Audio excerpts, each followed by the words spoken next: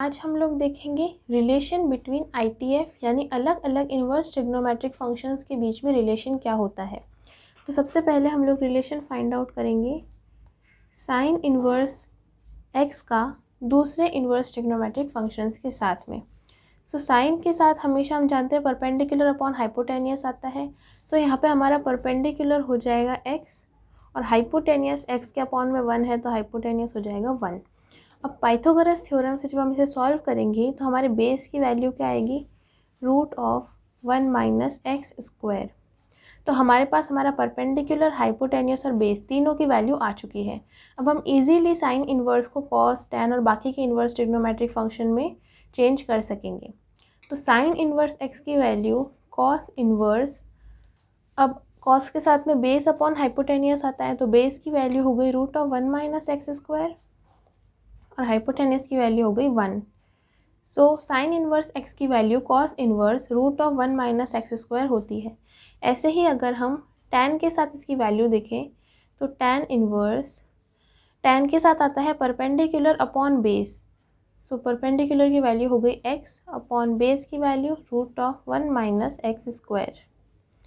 इसी तरह हम लोग बाकी इन्वर्स ट्रिग्नोमेट्रिक रेशियोज़ की वैल्यू भी निकाल सकते हैं। जैसे कॉट इन्वर्स की वैल्यू टैन के अपोजिट हो जाएगी, root of 1 minus x square upon x. Sec inverse की वैल्यू कॉस के रेसिप्रोकल होगी यानी 1 upon root of 1 minus x square, और कोसेक की वैल्यू साइन के रेसिप्रोकल होगी यानी 1 upon x.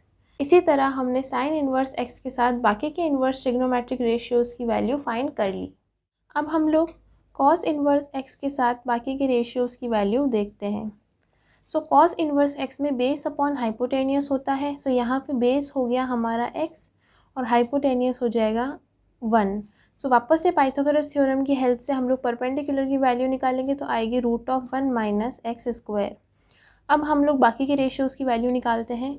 Cos inverse x की value sine inverse perpendicular upon hypotenuse यानी कि root of 1 minus x square upon 1 होती है। टैन इन्वर्स में इसकी वैल्यू परपेंडिकुलर अपॉन बेस यानी कि root of 1 minus x square upon x होती है। कॉट इन्वर्स की वैल्यू टैन इन्वर्स के रेसिप्रोकल हो जाएगी यानी कि x upon root of 1 minus x square.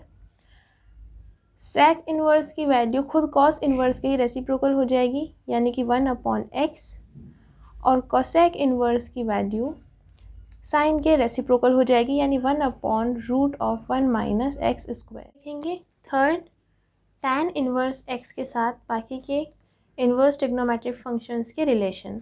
Tan inverse के साथ हमेशा परपेंडिकुलर अपॉन बेस आता है। परपेंडिकुलर की वैल्यू हो गई x और बेस की वैल्यू हो गई 1। पाइथागोरस थ्योरम से हम लोग हाइपोटेनियस की value easily root of 1 plus x square निकाल लेंगे। इसी के साथ बाकी के इन्वर्स ट्रिग्नोमेट्रिक फंक्शंस की वैल्यू देख लेते हैं। साइन इन्वर्स के साथ इसकी वैल्यू हो जाएगी परपेंडिकुलर अपॉन हाइपोटेनियस। परपेंडिकुलर की वैल्यू है x और हाइपोटेनियस की value root of 1 plus x square. Cos inverse के साथ भी देख लेते हैं। Cos inverse base upon hypotenuse यानी root of 1 upon 1 plus x square. अब बात करेंगे कॉट इन्वर्स की। कॉट इन्वर्स में इसकी वैल्यू इसी के रेसिप्रोकल होएगी यानी 1 अपॉन एक्स।